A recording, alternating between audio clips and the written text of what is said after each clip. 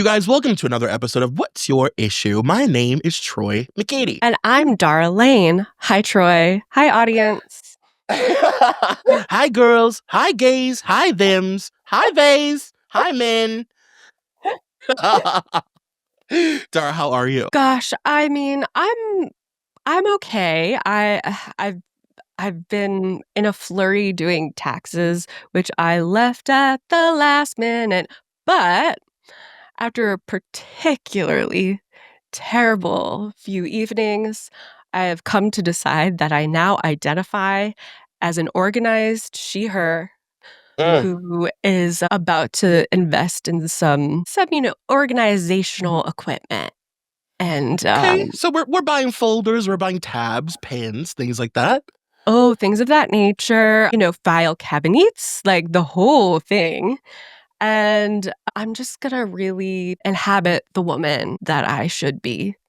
I'm gonna tear apart this house over the weekend, and everything's gonna be organized, and I'm gonna be a completely different person than the one that you knew. Well, Staples and the Container Store and all of them better watch out because she's coming. Oh, Container Store, you better lock those doors. It's like in Kill Bill when he gives the warning that she's coming. It's like Beatrix is coming and she's ready to kill you. Mm-hmm. So, I'm just trying to feel hopeful about that, about this new lease on life that I have. I think that's Um, awesome. Thank you. Thank you so much. I'm going to try to really override the ADHD that I was born with and just white knuckle it into an organized, perfect woman. I personally believe that it's like, how you get older and realize that it's really stupid to make your career decisions like at 17 for like Mhm. your life or whatever. Sure, I yeah. feel like that about resolutions for New Year's. I feel like you have to be a few months into the year to really know what you need to like adjust or like you need to like have lived the year a little bit to know what adjustments need to be made for the year. Well, absolutely, Troy. And you're not the only person who thinks that. Like, a lot of people tend to go by the sort of astrology calendar where Mm-hmm. Aries is the beginning of the calendar. So April Q2 is the true beginning of the year. And then those months before are meant to be hibernation periods, you know? Okay, yeah. See, that feels natural to me.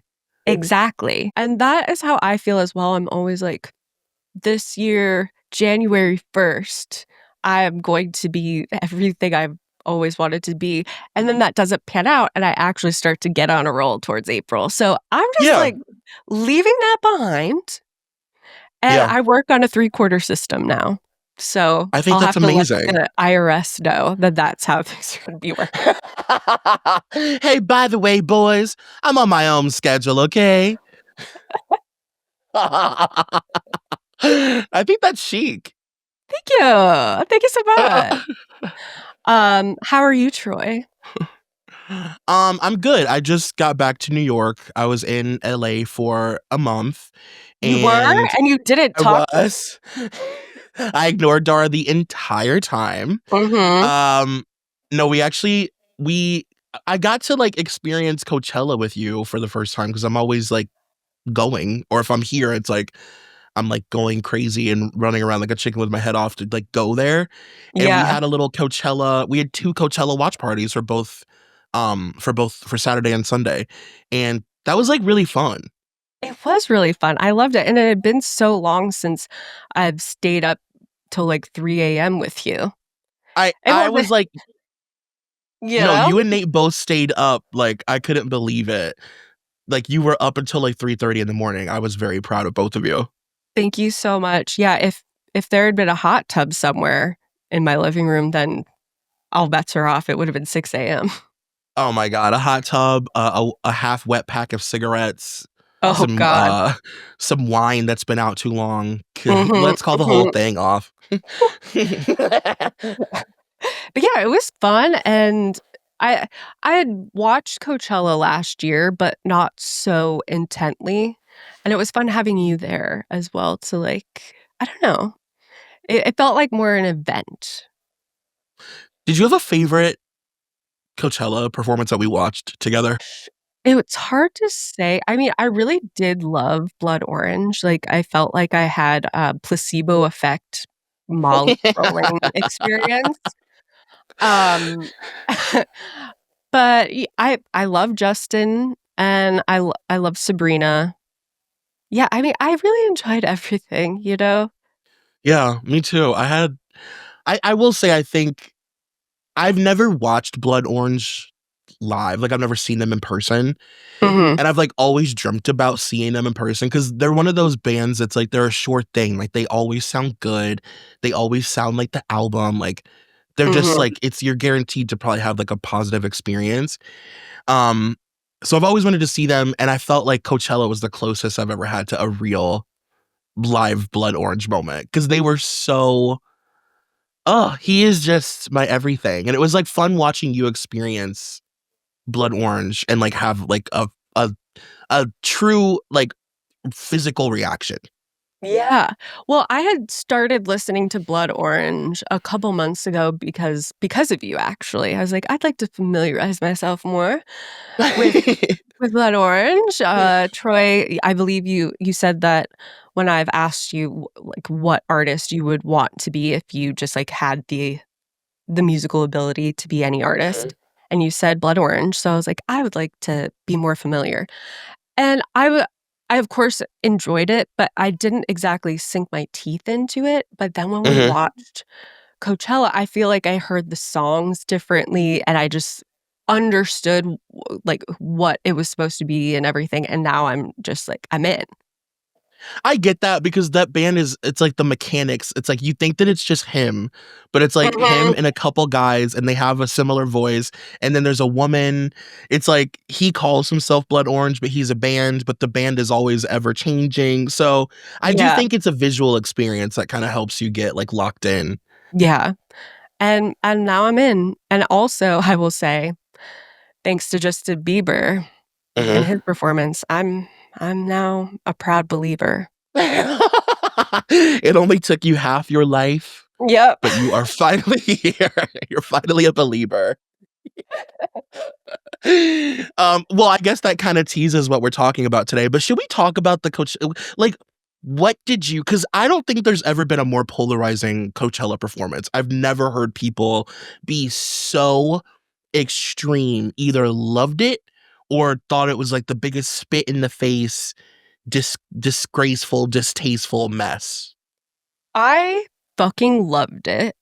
I thought it was really inventive. I thought it was such a great way to represent both, like, the sort of digital Gen Z world that we're living in now, but also who he is as an artist, like, as someone who started out like, he's one of the first artists that really started out on YouTube as a child, as a sort of digital native, and then here Mhm, he is today all these years later, and he can track his whole career through YouTube videos that were coming out as like it wasn't like, oh, when we watch old Christina videos or something or right. Britney videos, and it's like, well, YouTube didn't exist then. Like there was a whole different digital landscape, and his whole career was a part of that.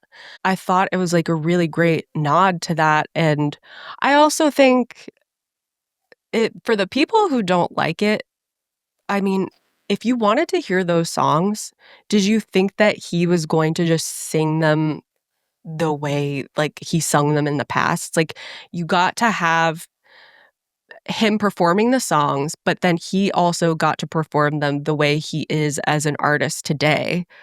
Mhm. Um, and I loved listening to him harmonize with himself.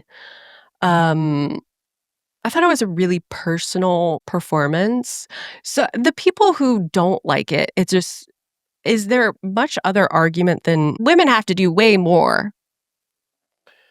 Um, I think that I think that him bragging about being the highest paid artist to ever do it didn't help Mhm, when you consider the amount of work that other people have put in on that stage.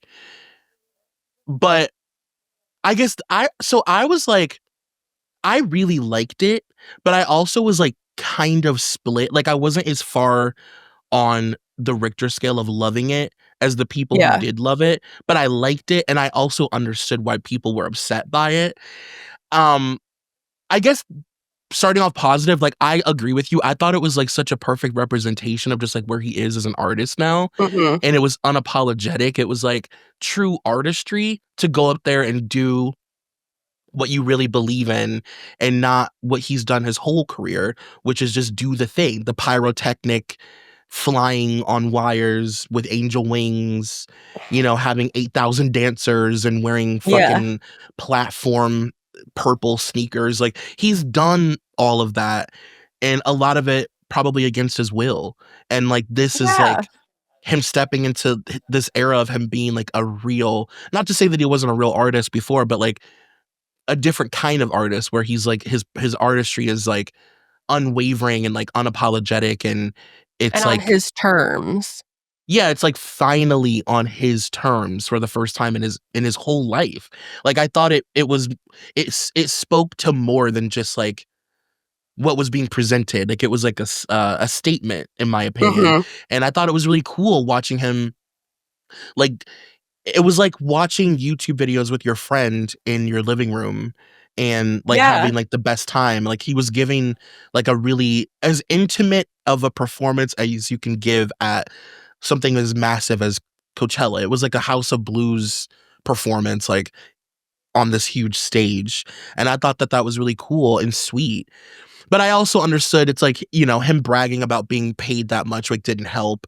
And also I think it says more about society than it does him that a woman Yeah. couldn't do that. Like, he can't take on the responsibility of the fact that, like, Sabrina Carpenter couldn't do that because she couldn't. If she did that, she would be absolutely fucking destroyed. But that's not his fault. But well, yeah, and I also think, okay, overall, sure, women have to do everything a man can do, but in heels and actually 10 times more, usually. That is just true across the board. We understand that. But could nobody do this? I think we kinda talked about this. Billie Eilish could get away with it. Yeah. Uh, Charlie XCX could get away with it. Sabrina couldn't get away with it because her career and its current state, Mhm. no one would ever expect that from her, and people would say, "Oh, is she mentally well? This is not how she," like, that is not how she's ever sold herself as an artist, Exactly. as someone who Yeah. could do this. But Charlie Like and yeah. Billy have, so would people be saying the same thing if they did it, or would it be really cool and innovative?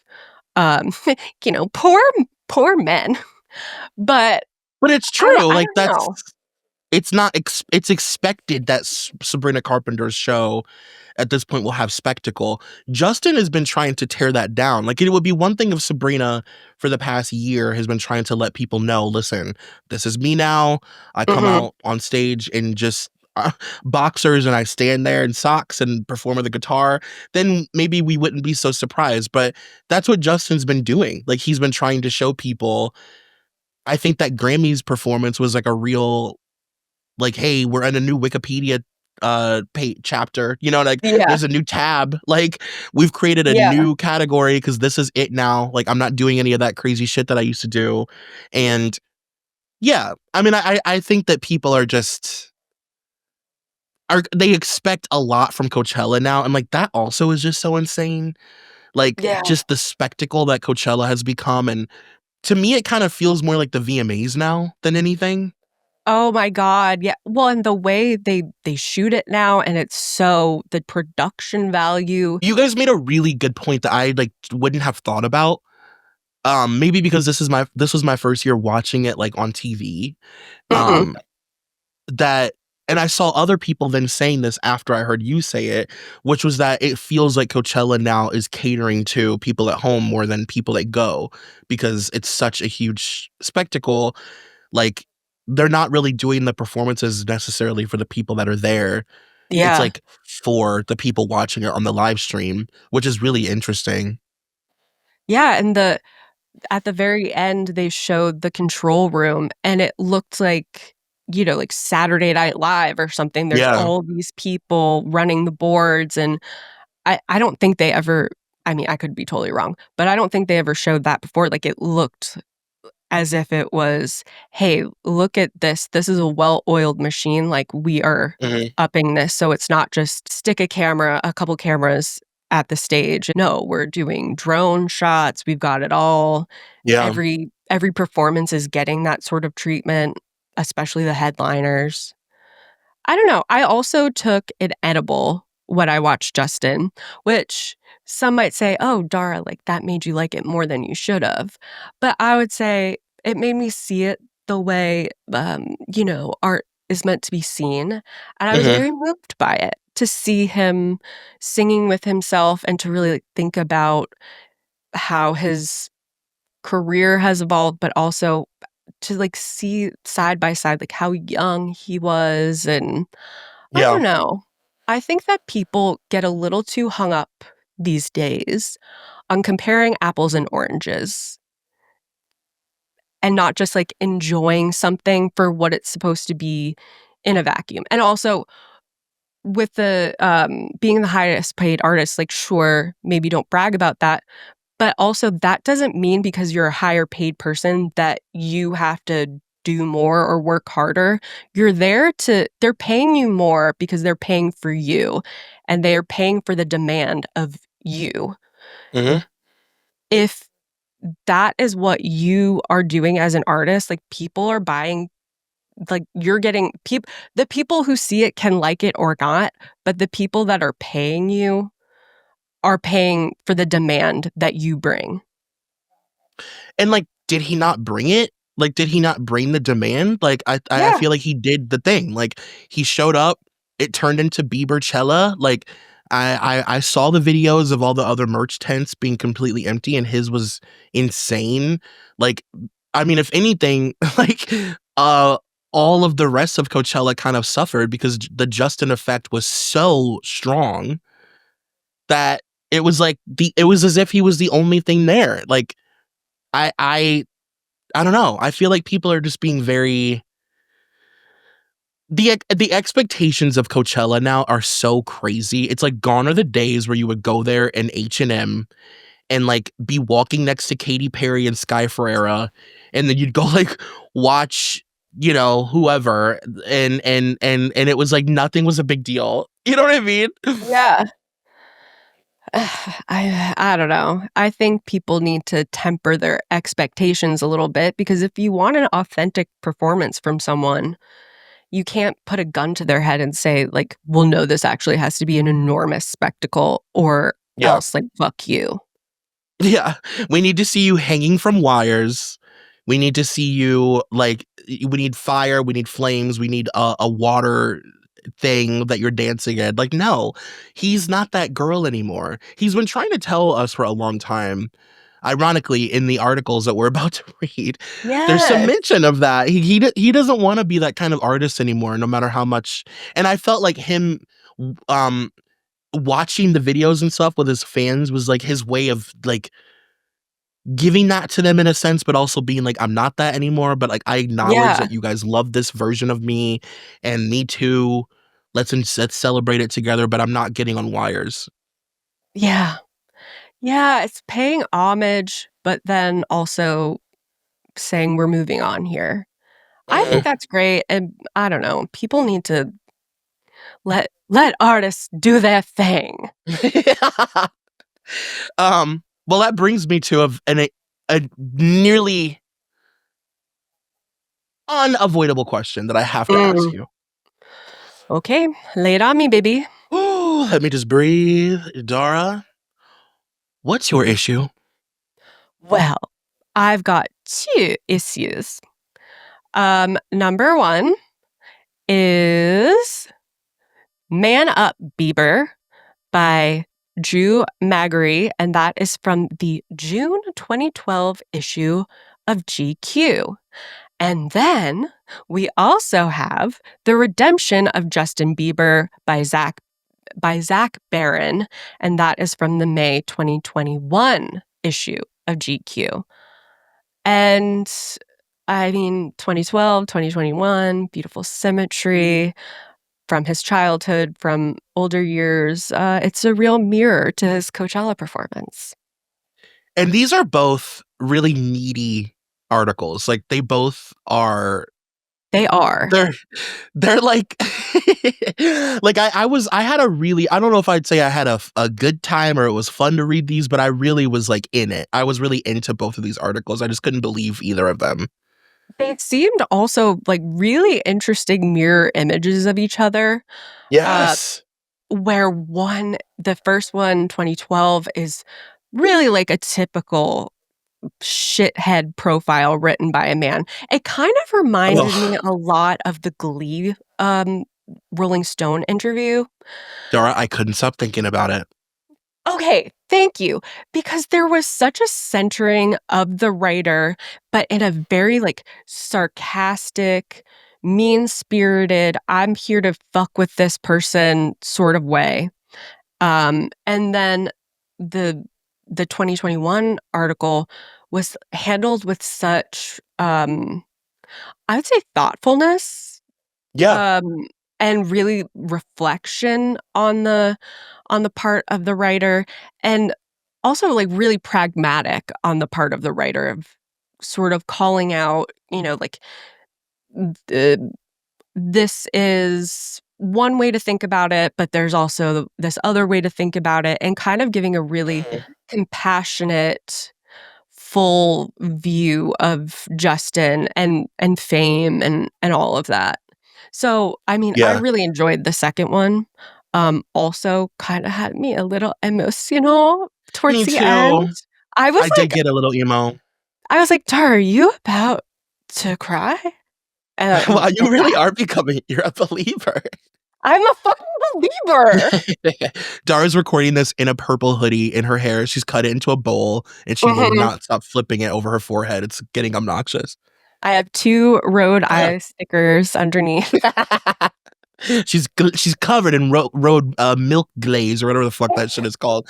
Um, no, I 100% agree. I thought the second article was so thoughtful and it made me emotional. It made me reflective, and it was so crazy to read these back to back. I will also say, and this isn't necessarily like a bad thing, but it felt very like driven by his team and very like this is our new chapter. Like it was like, Yes. creating new lore, you know, Mhm. for his Mhm. new life and his new and it's like it was really setting him up for, this like sort of rebrand as a husband and like having found God and all of that stuff. And then the other one, yeah, the 2012 one to me felt very like this is how men used to have to talk about pop stars in front of people so that people wouldn't think they are gay or whatever. Mhm. Yep. It is just it's so the writer feels so insecure He and really walks it so back by the end. He really he is really like does. Because yeah. he started this off acting like he was gonna like Johnny Knoxville was writing an article about Justin Bieber, like and like the whole so basically to fill you guys in on the concept of the 2012 article, basically this writer, he's like interviewing Justin, who has now just turned 18. And if you know anything about toxic pop star culture of the 2010s and 2000s, we used to love a countdown for a person to turn 18 so that we could sexualize them. Mhm. Mhm. And Justin was no different. So there was this huge timer on Justin turning 18 and all this pressure from the world, like, who's going to get him when he's 18? It was sick. And so the whole article is about how this writer is going to take him to do all the stuff that you can do when you turn 18. So he's going to take Justin to a strip club and take him to shoot a gun and like all of this shit to like make him a man. And then, and the whole, he wants to box him. And like, he's like, I'm gonna beat up Justin Bieber. It's such loser behavior. It's such loser behavior. It also speaks to like the grander patriarchy of how we treat all young boys, of the sort of well, dad, big brother, or whatever, going like, Oh, "Well, you gotta lose your virginity. I'm hiring you a hooker," or like, "Have this yeah. beer." Like, "I have to make you a man." I mean, the article is called "Man Up, Bieber," Mhm. which eh, and I was surprised to see the way this man was talking. He tips his hand and says that he has a kid, and I'm like, "You have a kid, and you're looking at this 18-year-old and going, let well, he's 18 now, he's an adult." Like, I feel like any parent looks at 18-year-olds and they're like, that's still a kid. Like, we don't Yeah. need to go take him to a strip club to, I don't know, make them not gay." Like, there is a lot of homophobia in this as well, I feel, like, under the radar, not Oh, explicit beyond. homophobia. I just don't, and if anybody listening can help me understand this, I just don't understand what it was about Justin that made people feel so, like, violent and stuff towards him. Like, this whole article is like, it's just weird, like, the tone is weird, and there's this, like, "You're a little shithead" quality that people Mhm. have with him. Like, I just think about, like, David Letterman giving him, like, that noogie and, like, fucking up his hair up, like, people treating him like he's their little annoying son or, like, their, like, annoying little brother or something, but, like, sometimes it would go to extremes, Yeah. and, like, Justin hadn't even met this guy, and he was writing all this, like, fanfic in this article about all the stuff he wanted to, like, do to him, and it's like, why do you wanna beat him up? Like, why? It's so bizarre.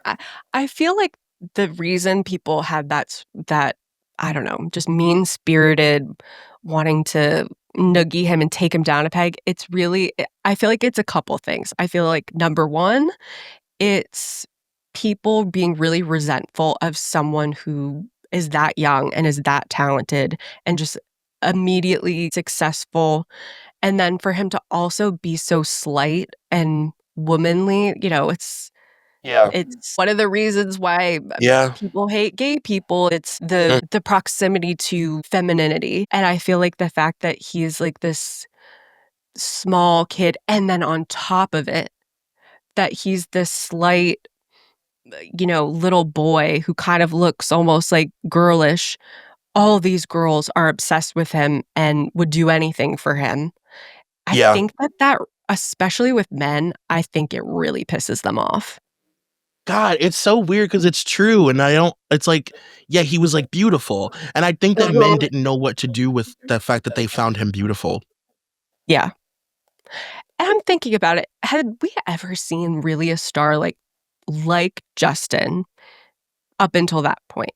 Like, someone that famous who was that young, and it's just one of him, it's not a like, we were Right. primed with boy bands, but even then, those boys they all felt older when they actually Mhm. really hit success, and he was so young and Yeah. so tiny and just more successful than most people.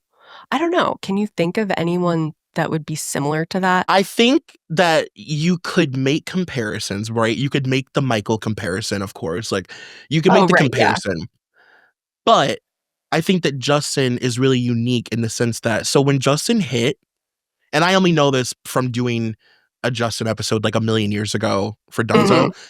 when he hit, it was very strategic because at that point, we were not living in, like a solo boy, like, pop star world. Yeah.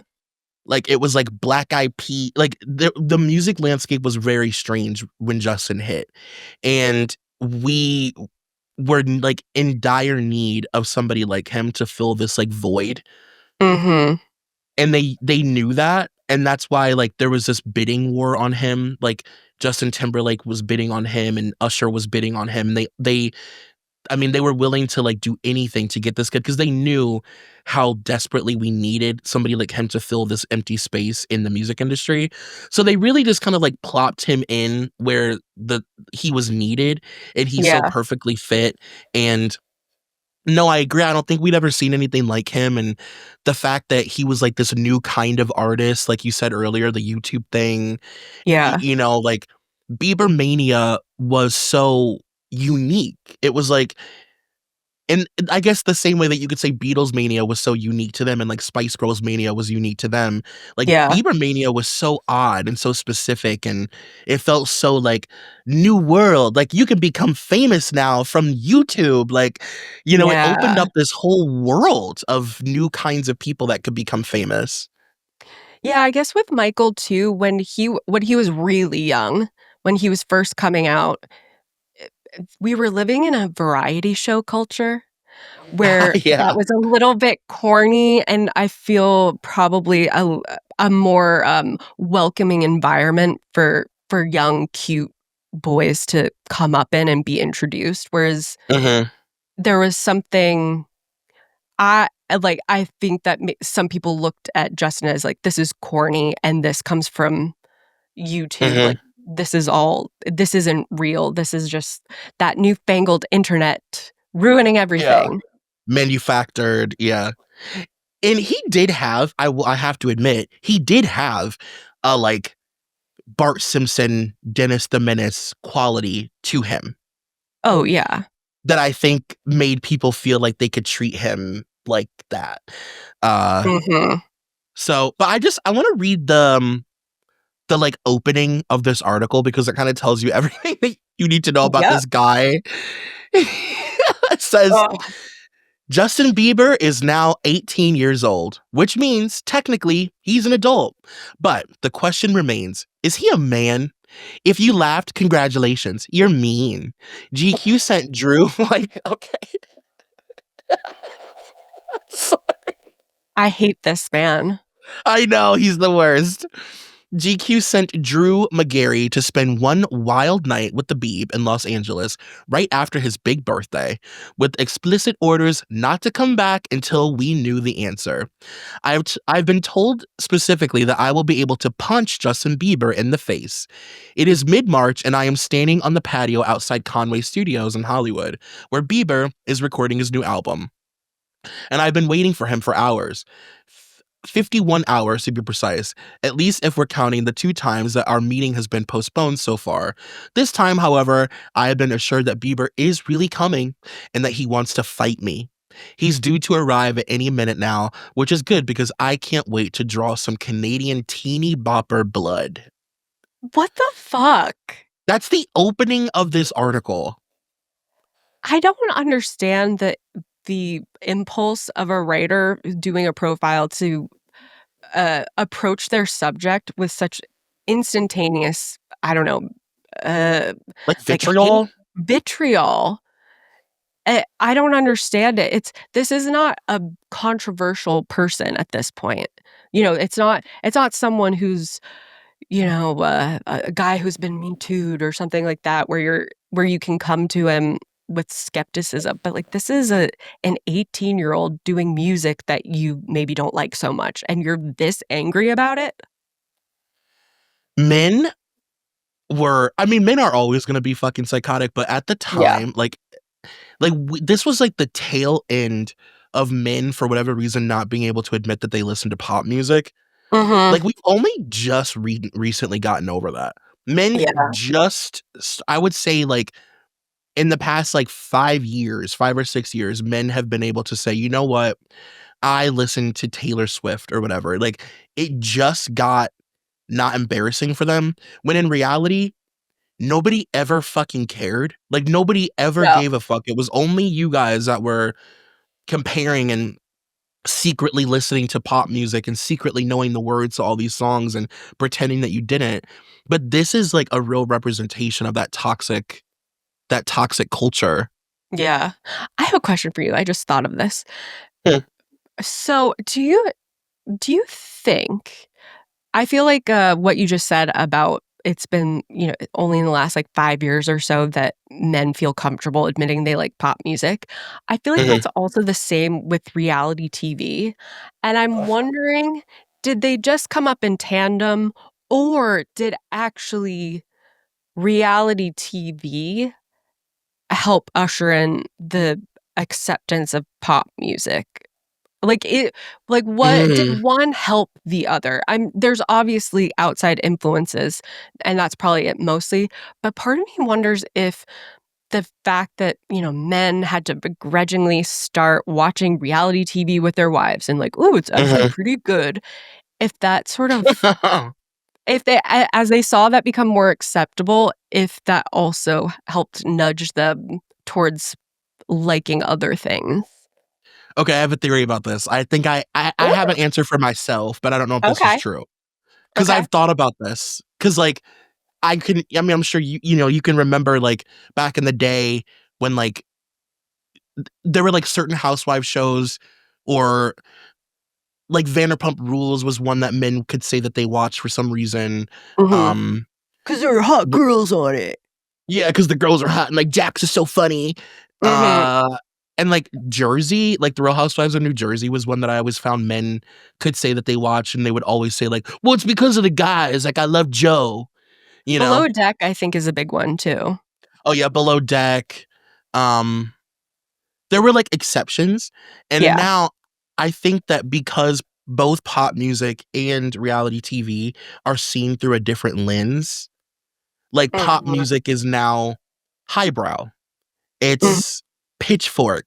It's you know what I mean? Like, you can be listening to Billie Eilish and be considered, like, a music snob still. Like, you can Yeah. pop music has reached this level of, like, where it's not made fun of, it's not lowbrow, it's not cheesy, even though Yeah. it never really was, it was just men perceiving it that way. Yeah. And now, it feels whatever, and, like, reality, I feel like, has reached that too, where it's not necessarily considered, like, prestigious, but it's definitely like, you can be a smart person and have stuff to say about West and Sierra, Yep. and it's not looked down on, whereas, like, years and years and years ago, if you had thoughts about, Teresa going to jail or whatever, you were, like, a frivolous idiot who reads tabloids at the checkout at the grocery store, like, you're reading Red Book and Yeah. shit. Yeah. Well, GQ, they had, I obviously, I'm sure it's not in their print issue, but on their website, they had Chris Black from the How Long Gone podcast. He wrote a little thing, a little blog post about Summer House, and that was on They GQ. It's like pinkies up now, you know what I mean? Mhm.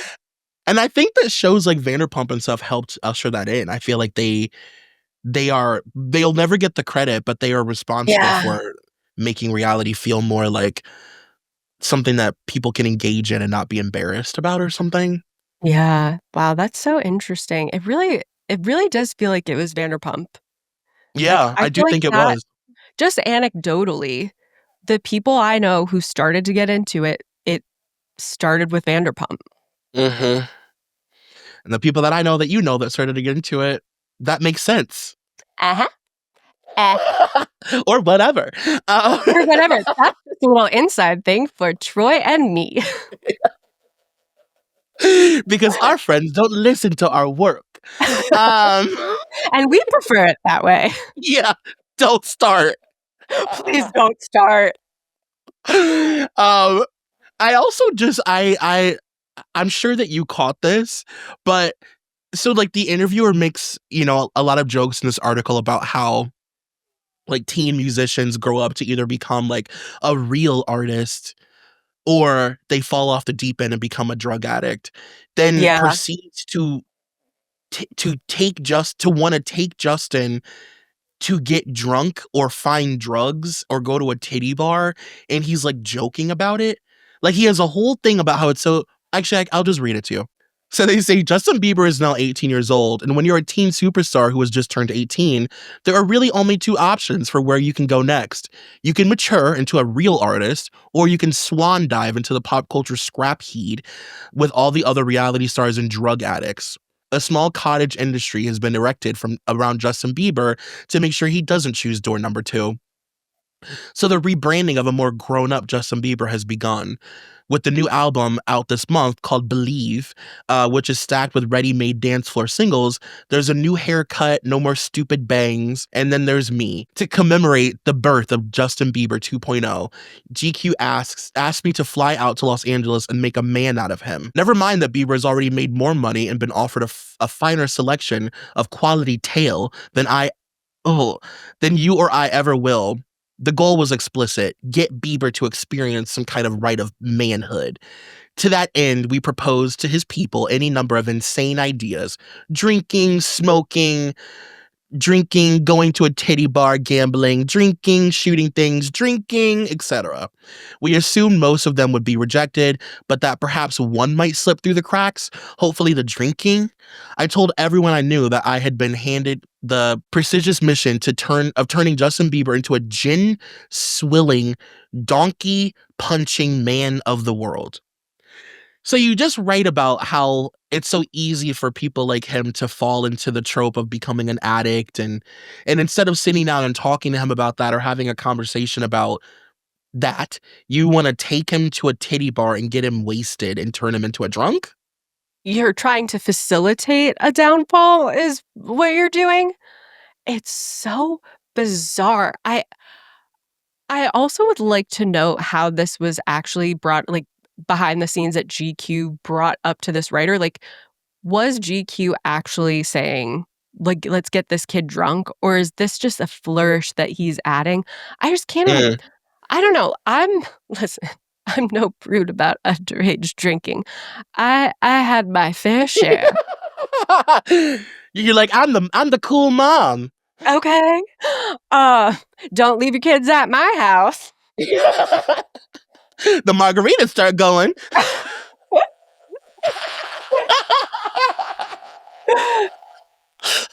Um, Oh my god. but I don't know how openly talking about how you're trying to get an 18-year-old drunk, I it just seems so odd to me. I don't know. Well, don't you feel like they okay, my takeaway from this article was like, okay, yes, they did sign up to do this, and yes, they contractually, I guess, had to do it. But Yeah. like, it felt like at every turn they were doing everything possible to keep this man away from Justin. Like, they Yeah. postponed the interview a million times. They turned down every thing that he offered. They kept changing the concept. Like, it was really clear that they Yeah. didn't want to do this. Yeah. Another thing that is kinda similar to the Glee thing is in that article, the guy's like, "I'm gonna get these guys to not be boring, and I'm gonna ask them these Oh. crazy questions." And then this guy is saying, "I'm gonna get Justin to do all these things, and I'm gonna be the one to make him a man." What is the authority that these men thought that they had that, like, they're of any sort of importance at It's all? like, Sir, you've answered your own question. This young boy has made more money than you'll ever see in your whole life. He has more access. He is more respect. Like, he has done more in his short time on earth than you ever will, no matter how long you live. So who the fuck are you to be like, I'm gonna make him a man? I'm like, he's traveled the globe by the time he's 18. People know him in tiny countries that you've never heard of. Like, you're nothing. So who are you? You know what it is? This is what it is as you can sort of read in the article, Justin doesn't wanna talk to him, and so he's not really giving him much to go off of, and at Yeah, that point, you sort of have to, as the writer, say, "Okay, how am I going to find an entry point into this article if I don't really have much of a narrative here?" And so he creates this narrative of like, "Oh, I'm trying to make him a man," and which to me skews as just simply him thinking that he's clever and funny, but doesn't right, actually add anything to the conversation. When a more thoughtful writer could have zeroed in on the people around him and talk about these people that are influencing him and things right. like that. Like, there's other entry points here. It's just the very lazy way to create an article that's worth reading. It's lazy to just go, "Well, I'm just gonna make fun of the kid and, make this about me." No, I totally agree. And there's like, it's like you have such a unique opportunity. Like, if this whole thing is supposed to be about him turning 18, like you have such a unique sort of moment in his life to like document what he's going through and how he's feeling, and his artistry and all of these things. And it's like you're just like making fun of him the whole time. And And then there are moments, I mean, they even like it's very clear at a certain point that they're trying to get out of this because even the harmless things that he starts suggesting, like go-karts, they're just like, no. Because he says on Tuesday, I was told that I could meet him at a recording studio and that we would hash out whatever manly activity was left for us once we ruled out anything fun. I got there at 8 p.m. and was told by Bieber's PR lady that Justin was in the studio, but was about to go to dinner with his mom and I would have to wait until he got back. So he's here right now, I asked. Yes, she said. Can I go see him? No. Can I go to dinner with him and his mom? I'll eat light. Nope. He'll be back in an hour. To keep me occupied, I was escorted into the studio where Kirk Harrell, Bieber's vocal producer, was working on Believe without him. Harrell is an incredibly nice man who looks like a black version of Johnny Depp's Willy Wonka. So I was happy to sit around and stare at his hair for a while. Oh my god. Sir, and then he says, I know, literally, he goes, I noticed someone had drawn a bunch of dicks all over the grease board of the door. So I pointed at them and asked, hey, who drew all those dicks? One of the sound engineers immediately jumped up, ran over, and erased them with his sleeve. This is a new and mature Bieber. We can't have dicks being drawn all over the place. People might have the wrong idea about the filthy rich 18-year-old pop star. It's like at every turn to make him look bad or like an asshole or like whatever. Like this guy is like, it's like, jealous much? Yeah. God, Jesus But Christ. But then at the end, he completely walks it all back and contradicts himself. And he Yeah. says, it's almost midnight and Bieber is going home now. But before he leaves, he pokes his head into the break room to yell, good night, bitches. Melissa, the PR lady, winces, but she shouldn't. That that right there is a proper 18-year-old. That right there is a proper 18-year-old, someone who probably knows how to draw an excellent dick on a grease board. To be a real man, you got to be a real boy first. I sort of feel like someone, like his editor was like, you have to do Hmm. something to make this come back around and not be so like this is a kid. He's allowed to write Yeah. dicks on a dry erase board. Like you need to chill out. Or if he actually came to that on his own. Hmm. I mean, I hope that he met him and realized, like, oh, he's a human being and not just like a cartoon, and I should be a little kind. I mean, Yeah. I will say it made me laugh really hard when he tried to, like, there's this moment. First of all, a couple things. A, Justin and Selena are just sparking, like, they are beginning the stages of their PR romance. So Mhm. it's like talked about, but it's not like a thing yet. And also, they referenced that Kim Kardashian photo shoot. Oh my god, yes! Dara, I died. I couldn't believe it. They said they make reference to if you guys don't know, Justin Bieber did this weird photo shoot with Kim Kardashian where the theme of the shoot was that she was like seducing him or something. Like The she was like 20 on a cents. yeah. He was like clearly a child and she was like on a date with him in the photo shoot and they're like being paparazzi'd like on a date and she's like on a date with this little boy. It's so fucking weird. Uh it says Bieber only records at night. I've witnessed him work for a grand total of 40 minutes. Soon he's back to pinballing around the studio. He catches K, by the way, is somebody who works for him, raging on Kim Kardashian. That bitch should never wear white in public again, she says.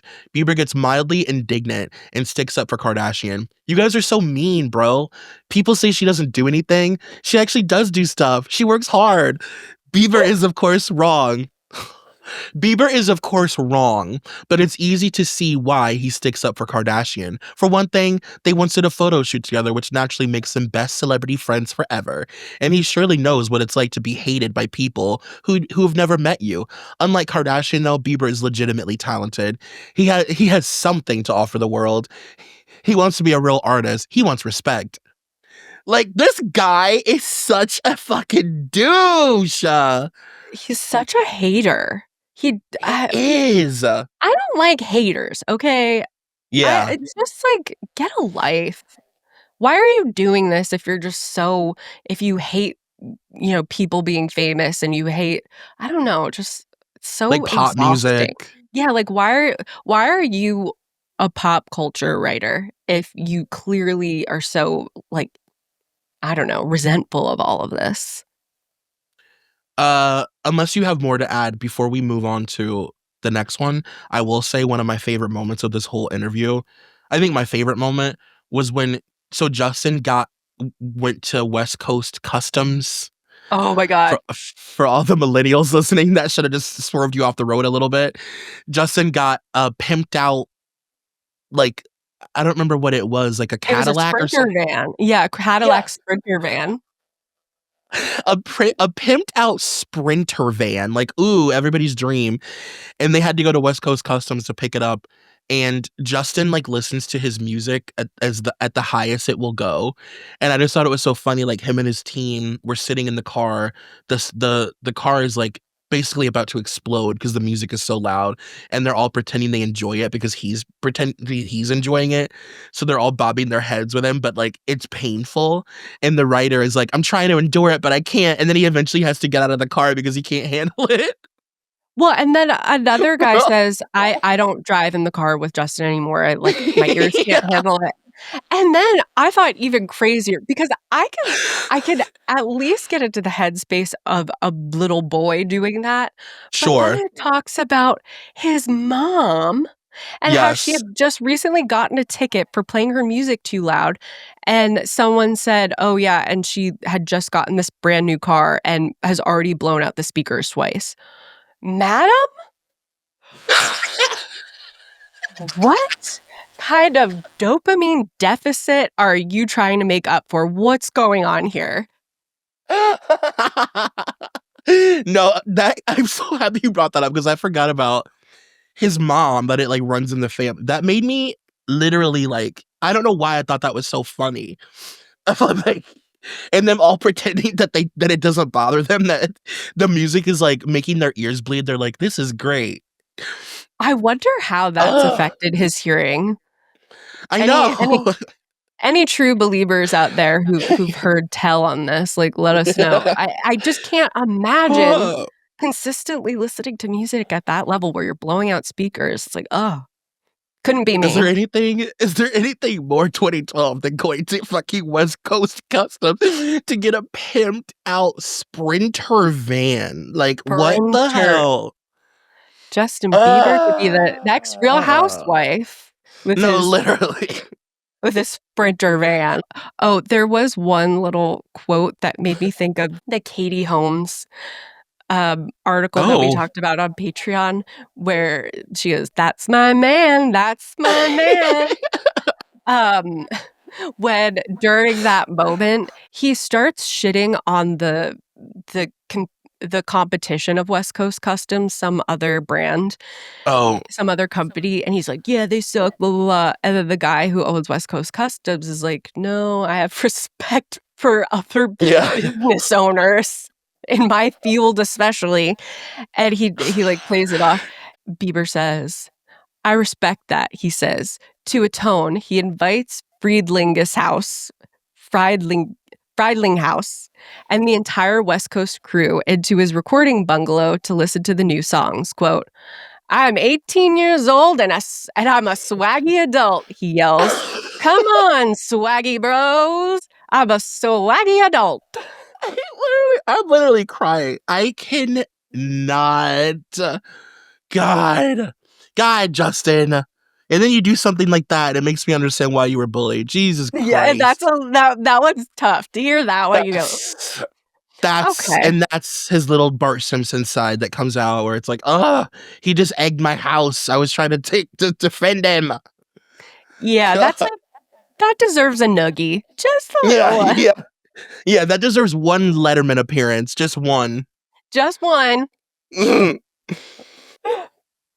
So then we move on to the 2021 article. We're in a post-COVID world. There is the mention of quarantine and masks and all that. Mhm. And this is just such an interesting time to me for famous people because it's like obviously like celebrities had to like retool being famous during COVID. Like, how do you still Yeah. remain relevant? How do you get attention when you can't go anywhere? But then even more interesting was like the coming out of COVID, like the rebranding of yourself post COVID, Yeah. and like this is very like Haley saved me, Jesus saved me, Mhm. I am a re I'm a reimagined human being post COVID. And I'm sure there's so much truth to it, but I did hate the talk of Haley being like, that is actually, like, what got me through everything, and his identity of now I'm a husband.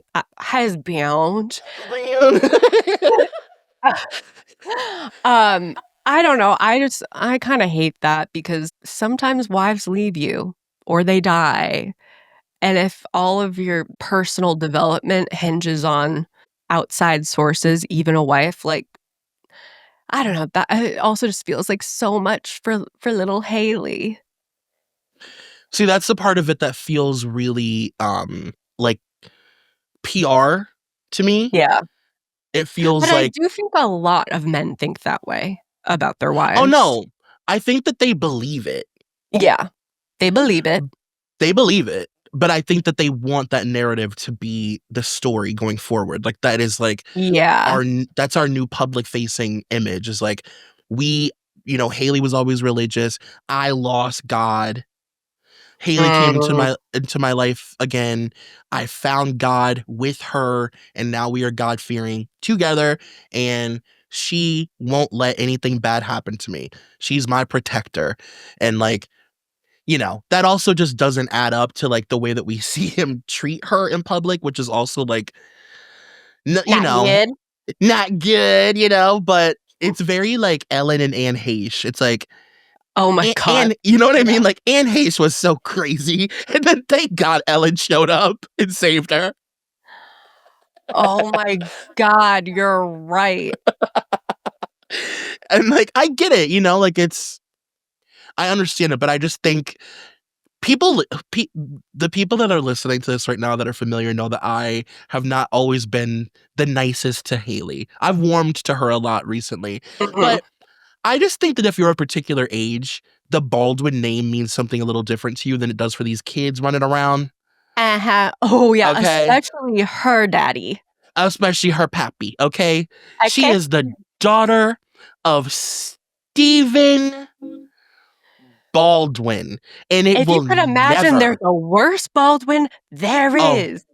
oh my God. It's like he makes Alec look like a nun. Stephen Baldwin is the scariest of all the Baldwins, and he's the most like in religious psychosis, you know? So Yeah, I just have always been like kind of weirded out and like by them in general. I just find yeah. the Steven is always right there for me. For the young girls that know Haley for her glazing milk, I know her as being the daughter of Stephen Baldwin. It's so true, and that was such a different time. It's God, and I also think her and Ireland, the conversations they must have. Dara, that's the book I want. That's the tea. Like that is what I need. But Mhm.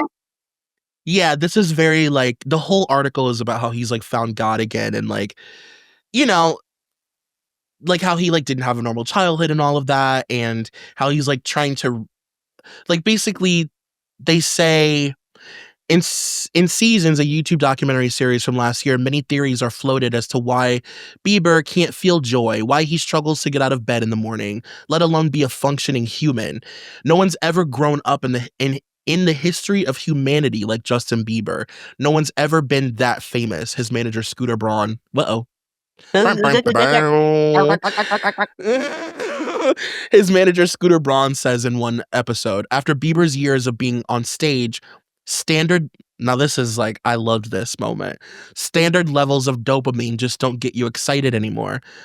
Um Mhm. Troy, I love that too. I was like, okay, this is like what we've been talking about for a long time. Haley is seen zipping her husband into and out of a hyperbaric chamber in the hope that more oxygen might help him. Two different brain doctors appear to talk about Bieber's elevated cortisol levels and how the way Bieber was raised by two unreliable and overwhelmed parents who split up when he was young left him without the model or tools to seek out a quarter to seek out a quieter or more peaceful life for himself. He's given antidepressants, IVs, he is diagnosed with Lyme disease and mono, but or whatever. But if you ask him about this now, these many diagnoses, this long search for the physical root causes of why he felt so fucking bad every day, what he says is simple. To be honest, I am a lot healthier and I did have a lot of things going on. I did have mono and I do have Lyme's disease. But I was also navigating a lot of emotional terrain, which had a lot to do with it. And we like to blame a lot of things on other things. Sometimes it's a lot of times just your own self. And that's like this whole article. It's like he went Yeah. through so much trauma. And it's it's the narrative now that a lot of even his Coachella performance, you hear people being like, well, he was so sad as a kid and he went through so much in the Diddy stuff. Let him go on stage with his YouTube. Get up there with his laptop and have a little fun for once. God damn it. Wow, I am so stuck on the dopamine thing of, being on stage because we talk about a lot, through, like, Hugh Hefner and stuff of once you start having, like, more outrageous sexual behavior, you have to keep pushing the envelope, Mm, and I feel like that conversation is always usually around sex, but it's really interesting to think about if you are on stage all the time with mhm. that much, I don't know, just stimulation and input. I don't know, are there any studies out there about what it does to your dopamine levels? Well, the crazy thing about Scooter and I being on the same page with that, is because I always use that as an example, not to like Oh, actually, make Scooter didn't say that, so you don't have to agree with him. It was his last name was Good. oh, good.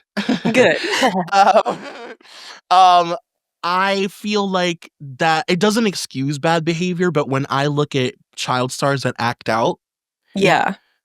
and when their behavior is completely unexplainable, when people will say things like I think Aaron Carter is like the greatest example, and I think that Justin is Mhm. the modern Aaron Carter in a lot of ways. It's like you go from having 60,000 people scream your name and faint and cry just from the mere sight of you on stage, right? To Yeah. go from that to then, in Aaron's case, not being able to get gigs, people making fun of you, people not buying your music, you will find ways to get that dopamine, Yeah. especially if you were getting it as a little boy. Like, you can't just now go through life not experiencing those highs. So even if you're doing things like negative things, like doing, like Aaron's Instagram lives, I believe that those were just like dopamine hits. And I think that for child stars, whether it's negative or good, it's just the attention. Like, I Yeah. think Britney running around LA in 2007, most of it was just dopamine because she wasn't working. She wasn't on stage. She wasn't getting those hits of like, performing. So she needed the attention. They need attention. It's all they know. Yeah. Well, and then it also makes sense that so many stars, um, are addicted to Adderall. Yes. Yes. Some pure ass dopamine straight to the dome. Yeah. Yes, literally, like, and they do love that damn Adderall, don't they? My God. They Oh, love it. they do. I mean, so do I, but she's prescribed. She takes it responsibly. I only take it during filming. Um, Or when I put it in your mouth and shove it down your throat. I mean, I like just to kidding. I use it responsibly. I only take it when Dara puts in my drink, and I don't even know I have it in me. I'm dosing you with Adderall. You guys spread Dara that rumor. Dara takes it in powder form.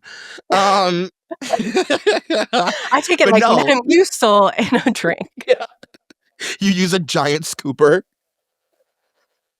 Stir it up, honey.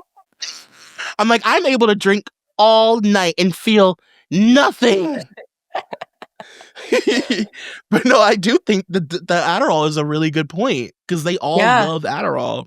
I never really thought about how God, dopamine, what a tricky little bitch, you know? It really is, people don't talk about it, and I never hear people mention like the addiction to dopamine that a person can feel if they were getting extreme amounts of it as like I mean, like Aaron Carter was like 7 years old. Well, and He they was also mention cortisol too. And I think that's yeah. another thing, like, if you're going up and performing or you're, like, Mhm. constantly busy and stressed, especially from a young age, your body becomes addicted to that feeling of cortisol, and Mhm. you're chasing stress and stressful situations and chaos and bad Yeah. relationships. Hello, Lindsay Lohan. Cue Lindsay He Lohan. Hi, guys. Cue Lindsay Lohan talking about lighting candles and wanting to be on set. Yeah, it's like and I also will say I think that this was like really effective, this period of Justin rebranding himself, because it is even now to this day. It's ironic having just had the Coachella thing happen and hearing the discourse around him. Like, people are still using the jargon Yeah, that was put out. And not to say that it wasn't real. I do believe that Justin is religious, and I think that Haley, in a sense, did save him. I think that all those things are true in their life, but as a famous person, you have to package your life and like present it a certain way. And I just think the way yeah, that they did that was really effective. and I think also, they talk about all the work he did and everything, but I think it's a lot easier for the general public to accept that, "Oh, this is a new person that we can look at differently," when Hmm. you say something like, "Well, they found God and they got a wife."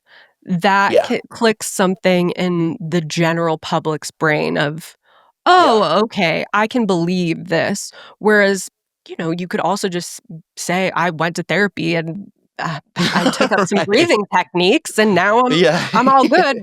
That's not gonna stick in someone's brain. You're so right. Americans love that shit too. Mhm. Americans Mhm. love that I got married and got saved and rebaptized or whatever shit. Because they even say, there's a part where they say, he is now careful about his time, his routine, his schedule, he has rules.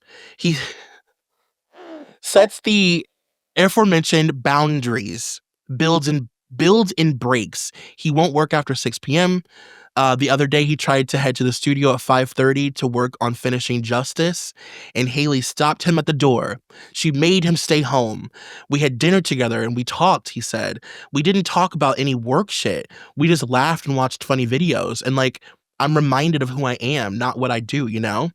He is embracing the mundane things that make a well ordered, even boring life.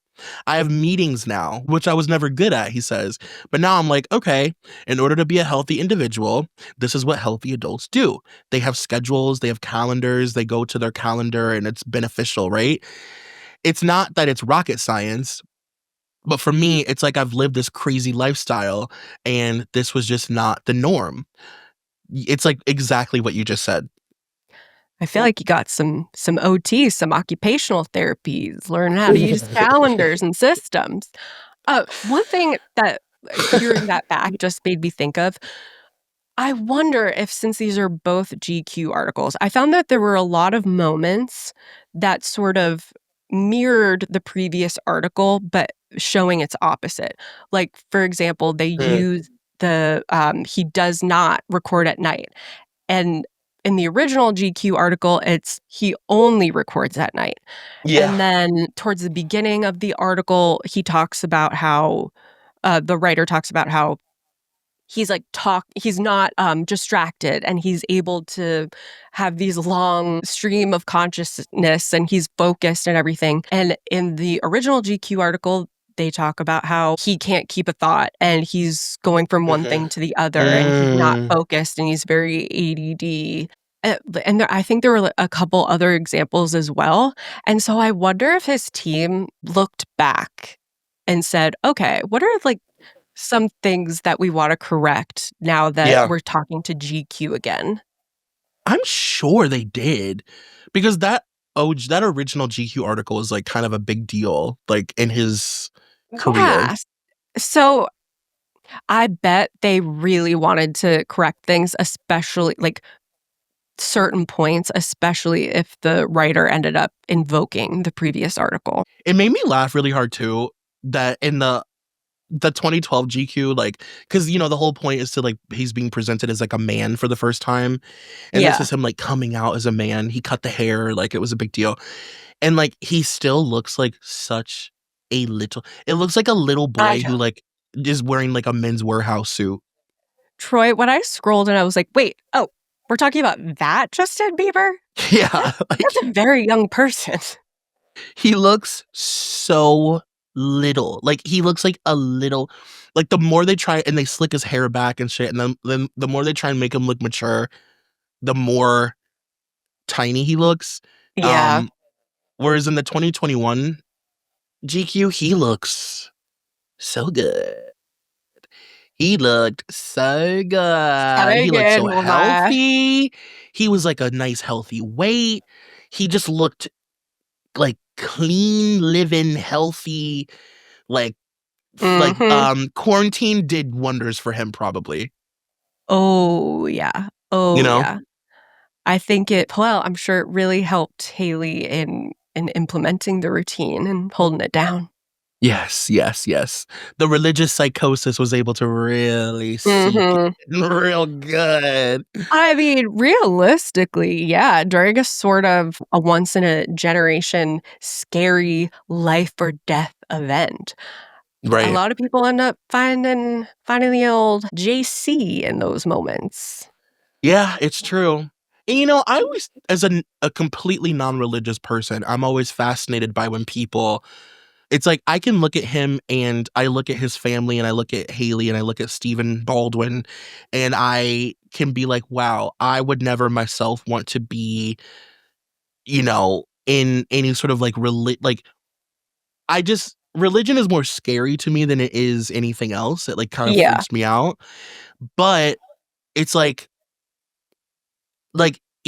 it got him sober. Like it benefited his life. It got him on a routine. Like it's like I find it to be scary and like a version of psychosis. But I guess if it's helping you Yeah. clean up your whole life, then like so be it. Like awesome, you know? Yeah, I mean, listen, by the end of the article, I was like, "Should I find God or I something?" know. Seriously. I was like, Like, should I damn. just, like, lock in, turn off my brain that's usually very, very skeptical and like, "Meh." Should I just shut that off, go smooth, and just accept Christ as my Lord and Savior? Should I? I'm like, Alexa, play Prayed Up by Candy Burris. Play Fly Above. Seriously, it was very effective. Yeah, and I will say I loved the way he talked about it all, which I'm sure was also incredibly, incredibly PR crafted. The way it was, "Oh, I'm religious, but don't worry, I'm not weird, and I don't care that you're not religious. Don't worry if you're a Jewish Yes. believer. I love Yeah. you still. I don't care if you're godless."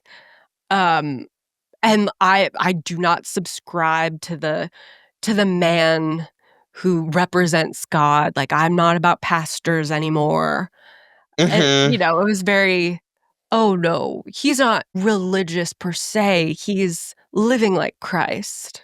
He's Christ-like." He's Christ-like. It's that Hillsong runoff. It's like, no, I Yeah. just took all the best stuff from Hillsong, and it's like, nah, I just got my Chelsea boots, my hat, and I've got God, but none of the toxicity. And you're Yeah. still cool in my book. Buy my new album. Yeah. Mhm, Please mhm, support mhm. my new album. Yeah. But listen, for those listening who know my former relationship with Haley, I've literally done so much work myself. Speaking of doing the work, Yeah. I myself have really grown into We being a put you in an non-hater. inpatient program Yeah. for Haley haters. It was I was very forced. expensive. I could only engage in road beauty advertisements, commercials. I've Mhm, only watched road commercials for months, and I'm a mhm. new man. I use a calendar. I have a thing called a schedule.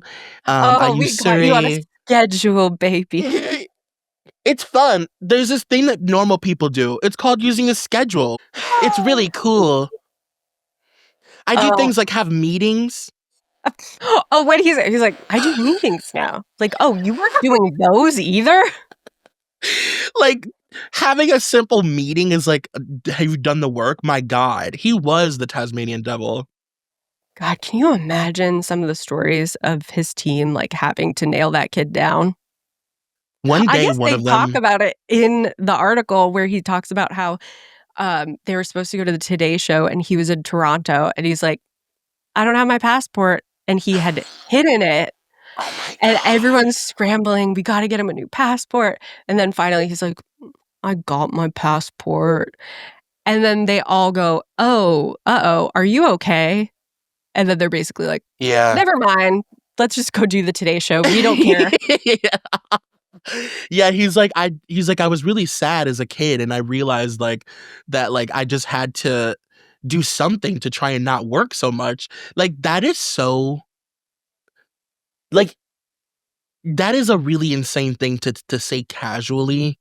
Yeah, To be like, I hid my passport so that they couldn't make me do the Today Show, and then and eventually I it's just did it. so childlike too, like, you could Mhm. feel the childlike brain going, "Oh, well, if I don't have my passport, I can't go," and not knowing that, like, they'll get you a passport, honey. Yeah, babe, they'll figure it out, like, they'll do Yeah, anything, and, like, watching all the adults, like, go crazy and eventually having to give in because you can't handle the lie. and then people recognizing for a split second, "Oh, uh-oh, he might be struggling here," and then be like, "Meh, Yep. well, get on that plane, bitch." Yeah. Like, let's get a witch doctor on the plane with him, and Yeah. let's head to the Today Show. Um, but yeah, this was I really, really enjoyed both of these articles back to back. Like, it was this we've never done anything so perfectly mirrored like this. Yeah, Even like you said, down to it felt like they were, like, kinda correct things that they said in the original article. yeah. But this was awesome, and this wasn't even I mean, this is 2021. We still have so much more growth for Justin. We're even more God-fearing. Oh. Oh, we are, because we've accepted Christ. Yeah, and that Christ-like music. Okay. Okay. Well, this was very fun. It was really fun. I really suggest anyone who's out there who reads the articles we talk about, do a double feature creature feature. Do them both. Read. Yeah. Yeah. And check out the pictures of Justin and GQ where they're trying to make him look like a man. It's hilarious. Oh, little guy. He He's like does not look 18. he's like straight out of Goodfellas. He looks like a little boy that they hired to like blow up a fucking car or something.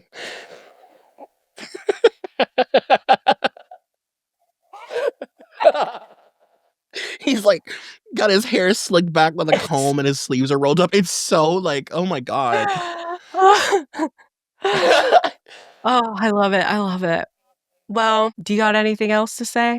Just that you should listen to us on Patreon and on our public episodes, and you should follow us on the interwebs at What's Your Issue and all that. Subscribe on YouTube.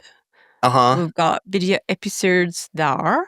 Um, and yeah. Oh, and please rate, review, subscribe. Send us a little letter to the editor as a 5-star review. You Yes. know, maybe Yes. we'll read it on air. And that we love you very much. You are our We do. rock. You're our Haley Bieber. Mm, a little Mwah. kiss on the forehead. Love you. Love you. Bye Bye. bye.